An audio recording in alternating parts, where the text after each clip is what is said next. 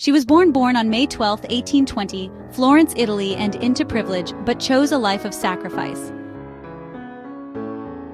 In a time when women were expected to be silent, she spoke up. When they were told to marry, she chose medicine. Her family objected, society laughed, but she refused to back down. Then war broke out. The wounded lay helpless, dying from infections. She couldn't stand by and watch. With a team of nurses, she cleaned, fought for hygiene, demanded change. Every night, she walked the halls, carrying only a lamp. Soldiers whispered in awe, calling her the Lady with the Lamp. Because of her, thousands lived. Hospitals changed forever.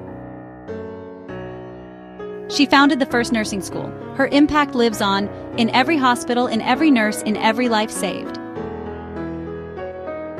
Florence Nightingale, the Lady with the Lamp, showed us that one person can make a world of difference. If she could change the world, what's stopping you? Follow for more inspiring stories. Like us, comment, share, and subscribe.